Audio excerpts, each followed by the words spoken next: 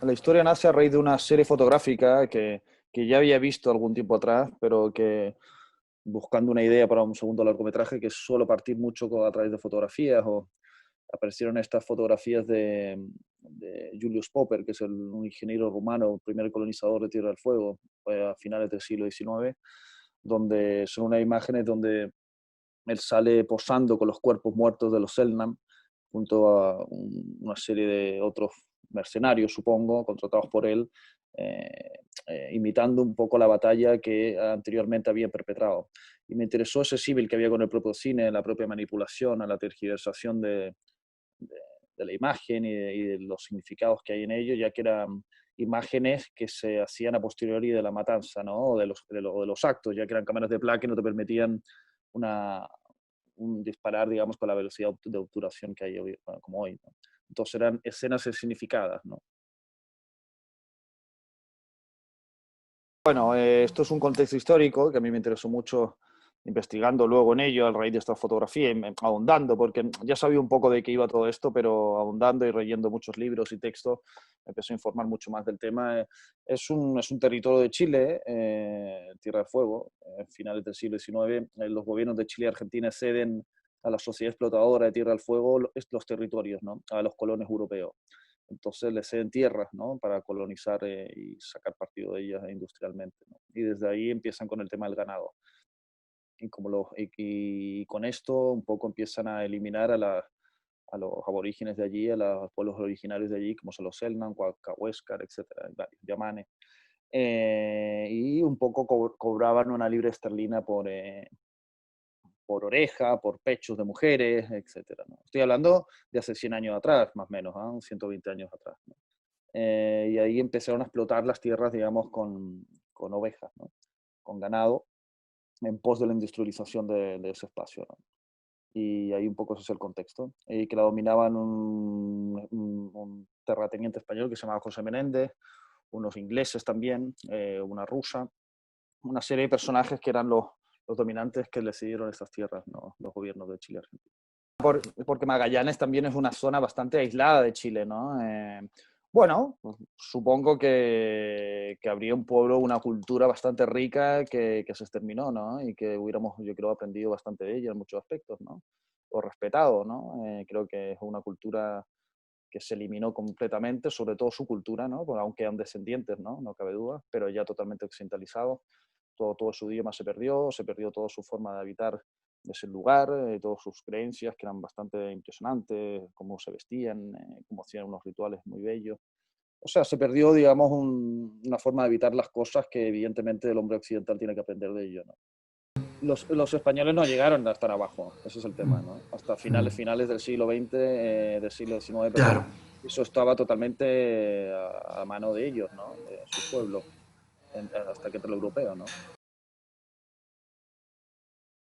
Es uno de los tantos temas que se pueden atacar, ¿no? A mí me interesó hacer más bien una película que hablar, que yo creo que había muchos elementos de- del presente, ¿no? En ese pasado, ¿no? O sea, más bien era agarrar un elemento del pasado para construir cosas del presente o elementos que estén hasta el día de hoy patentes, ¿no? En la sociedad de mi país, ¿no? Y en tantos de América Latina, a mi modo de ver también, esta forma oligárquica de presentar las jerarquías sociales, un poco cómo se ha generado las capas, ¿no? De la civilización de nuestros países.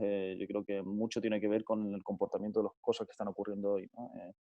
De modo que yo quería hablar un poco de eso, a la raíz también de otros elementos también, como es un poco todo el mundo estético que hay detrás de la mirada, ¿no? Y cómo somos partícipes del horror a través de la mirada, etcétera, ¿no? Sí, sí, sí, bueno, la película, esos textos me basé, digamos, un diálogo, en unas crónicas que leí entre un cura y un latifundista, ¿no? Que el cura le pedía, digamos, que de algún modo salvaran y no exterminaran a las poblaciones originarias y le respondían los difundistas con esto, que están haciendo un acto humanitario, ¿no? Que estaban conquistando un espacio, que estaban haciendo un territorio, ¿no? Y un territorio que es demarcarlo, territorializarlo, hacerlo producir, industrializarlo, más bien construirlo en base a negocios, ¿no? Y evidentemente a lo mejor no tenían nada contra esta gente. Básicamente por eso ese trato, digamos, entre dinero y entre una libra esterlina y oreja, digamos, casi es un trato de negociado, ¿no? No hay nada más que eso, ¿no? Y en esa post-industrialización, ese paisaje, a mi modo de ver, nuestro Auschwitz, como digo yo de algún modo, está totalmente apagado ahora, totalmente vacío, en un lugar como si hubiera pasado un ángel exterminador, ¿no? En ese espacio, sobre todo en la parte chilena. Yo quería hablar básicamente desde el otro lado, desde el lugar occidental, y como desconozco ese mundo, y como tampoco esos personajes de algún modo son visibles ahora, era más bien tocarlos como con esa cierta lejanía, ¿no? Que me interesaba tratarla, ¿no? Casi como que fueran espectros de algo, de un territorio que aún no los puede, que han estado ahí, pero que no los podemos visualizar, ¿no? Visualizar, ¿no? Entonces la película juega con eso un poco, con ponerse esa distancia frente a ellos también, ¿no? Bueno, me baso también en otras fotografías ahí, que son las fotografías de Lewis Carroll, ¿no? El escritor, que tiene una serie fotográficas de Alice y de muchas niñas en particular, y de Alice también, con una ambivalencia sexual muy fuerte, y le sacaba unas fotos muy ambiguamente sexuales, ¿no? Eróticas. Y me basé, bueno, en una fotografía exacta, me basó bastante, ¿no? Que es la segunda fotografía de la niña que hay, la reproduzco bastante similarmente. Ahora, respecto a lo que tú dices, claro, o sea, hay que pensar en los matrimonios de conveniencia que había en esa época, ¿no? Con niñas, incluso, ¿no? Incluso hay una foto de Martín Chambi, fotógrafo que, claro, que ustedes conocen, evidente, peruano. Hay una foto que recuerdo también de una niña con un señor, una niña, un hombre sentado, un hombre mayor sentado con una niña también con un traje de bodas, ¿no? También es un referente también para esa escena. Eh, y claro, era un poco estas niñas que venían de europeas, que post Primera Guerra Mundial quedaban huérfanas y las tenían que casar, ¿no? Entonces un poco se hacía este comercio también, ¿no? Por estos matrimonios de conveniencia por fotos, ¿no? Y claro, hay todo un tratamiento sobre la niñez que es interesante que quería hablar, ¿no? Desde la mirada perversa también del propio arte sobre ello, ¿no? Eh, es un personaje gelatinoso moralmente, ¿no? Donde de algún modo para mí es una especie, es un personaje con dos actitudes que siempre trabajé en ello con Alfredo, que era primeramente ser un voyeur de la realidad y por otro lado también solamente moldear la realidad, un personaje que solamente se mostraba su deseo interior, era un personaje activo, se veía su motivación personal solamente cuando fotografiaba, ¿no? He ahí su obsesión, un poco en esa dualidad me gustaba manejarlo, ¿no? Un poco un tipo que observa la realidad, pero cuando la puede modificar es cuando realmente vive, ¿no? De alguna forma, o explota su trayectoria. Y evidentemente es un personaje que su deseo interior lo lleva a sacar esta fotografía de la niña y por otro lado a traicionar al poder que domina ese espacio con este señor Mr. Porter y posteriormente caer en esta espiral de decadencia, introduciéndose en esa sociedad y trabajando para el poder, ¿no? Y no le queda otra forma de subsistir, digamos, que trabajar en el sistema de valores que está expuesto por Mr. Porter, ¿no? Un sistema de valores bastante amoral, por lo demás, pero el tipo tiene que trabajar en ello, si no, no le queda otra que morir, ¿no? Esa foto de Popper se llevaron, digamos, a Buenos Aires y al presidente, se le entregaron al presidente de ese momento y era para enaltecer un poco el estado de la colonia, ¿no? El estado del colonizador, la erosidad que había en el acto colonialista, ¿no? Como de alguna forma nosotros estamos destruyendo a los que son malos, ¿no? Los que han sido los que nos están atacando, ¿no? Tenían ese fin, básicamente esas fotos, y el otro fin que tenían era que le diera más dinero por eso esas representaciones para seguir colonizando ese espacio, ¿no? Diciendo que un poco habían indios malos, etcétera, ¿no? Indios salvajes. A mí yo manejé la película en tres estados, ¿no? Esos tres estados se llevaban estas tres estructuras, que son las estructuras de representación de las fotografías, ¿no? Me interesaba ese paralelismo entre un hombre que está obsesionado a la belleza, que puede sacar fotos tanto de la belleza o manipular la belleza, a lo que él considera belleza, aunque sea por un lado piense el espectador que es perversa, etcétera, etcétera, y pueda, por otro lado, digamos, fotografiar el estado de la muerte. Y me interesó un poco ver un poco la manipulación que hasta el día de hoy se manipulan, ¿no? Las imágenes, ¿no? Para tener concreciones políticas, etcétera, ¿no? En este caso, ahí hay una concreción enaltecida de un acto totalmente abominable como es el genocidio, digamos, maquillado, ¿no? Por este ansia colonialista donde el hombre, digamos, sale victorioso, ¿no? Hay varios elementos. Primeramente, si pongo un señor a mi modo, con nombre Mr. Porter, que es omnisciente, es un dios que todo lo domina, presentando una serie de valores a mi modo de ver, bueno, a mi modo de ver no, el que vea la película evidentemente está de acuerdo, totalmente denesnables, ¿no? Amorales, ¿no? Como con esta ansia, digamos, como de lugar, conquisto el espacio y genero un negocio y una industrialización del lugar. Yo creo que son ciertas bases que en Chile no tan radicalmente, evidentemente, pero sí siento que hay elementos, ¿no? El hecho, por ejemplo, el hecho de todo el tema mapuche que está ocurriendo, digamos, con la cesión de las tierras justamente a los colonos europeos que hubieron, digamos, y que hasta el día de hoy hay mucho conflicto en ello, digamos, a través de las forestales, ¿no?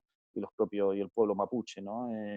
Elementos como eso que están en la película, una carga machista en un país totalmente, a mi modo de ver, bastante fuerte, ¿no? Sobre todo son las estructuras sociales que a mi modo de ver siguen estando en Chile, ¿no? Un poco la estructuración de cómo están las cosas, ¿no? Pues sobre todo también este Porter, ¿no? Este Dios que no sabemos quién es y que nos domina, ¿no? O este sistema neoliberal que también no sabemos hacia dónde nos lleva y sin ninguna moral nos está consumiendo en algunos aspectos, sí. Veo, o sea, hay ciertas metáforas o ciertas cosas que podrían tener similitud, ¿no? Yo me crié, a ver, yo soy hijo de padres chilenos, pero me crié y nací en España y me crié allí en Madrid hasta los 16 años y de ahí regresamos a Chile, mis padres. Mi padre es un artista visual, con lo cual tuvo un largo periplo allá, vivió 30 años en España. Y después nos instalamos aquí en Chile, en el campo, donde estoy ahora mismo. Y claro, y vivo en ambos países, básicamente. Voy y vengo. Y la película tuvo un financiamiento, la gran mayoría, un 80% del financiamiento fue español. Ya que aquí no pude levantar los fondos requeridos, me tuve que ir a buscar mi segunda nacionalidad y conseguí dinero allá, junto con la productora española El Viaje. Entonces la película se filma en Tierra del Fuego y en las Islas Canarias también, ¿no? En Tenerife. Siento que cuesta llegar al público aquí, ¿eh? Cuesta que las películas, la gente vaya al cine, aparte de una serie de películas mucho más comerciales y con otro tono, ¿no? Pero el cine un poquito más, un poco al que le va bien, incluso en festivales, etcétera, cuesta mucho que la gente vaya a ver cine. Que mover a la gente que vaya a ver cine chileno cada vez va subiendo, pero siento que va costando más. Hay como un cliché, yo creo, en el espectador común de que el cine chileno es aburrido, que habla de lo mismo, que etcétera, etcétera, que se ve mal, que se escucha mal. Eso totalmente ha cambiado y ha evolucionado a otras cosas, ¿no? Entonces, también tiene que ver un poco por la cultura general y que los cines, todos los cines, están apegados a Hollywood de una manera que es lo que les da de comer, ¿no? Entonces las cinematografías nacionales no pueden aguantar en salas más de 2 semanas, aparte de 2 o 3 cines que hay por ahí, que son el público al cual lo aspira toda película, que es un público joven, universitario, etcétera, que ese es al final el que un poco va a ver las películas del cine chileno. Chile lleva bastante tiempo mostrando su descontento social en las calles hace tiempo. Evidentemente, esto último ha sido un estallido, porque evidentemente, como no hacen caso, parece que no basta con salir a protestar y evidentemente ocurre lo que ha ocurrido. Y yo creo que todo movimiento y toda forma de querer decir las cosas es positivo, ¿no? Y querer expresarse. Ahora vamos a ver qué ocurre. Ojalá salga la aprobación, digamos, de la nueva constitución para que Chile encuentre una ruta, ¿no? Donde estemos todos un poquito más eh, felices con nosotros mismos y con nuestro propio país, ¿no? Que al final eh, es un poco un descontento o desolación, ¿no? Frente a un sistema, digamos, que favorece solamente a muy pocos, ¿no?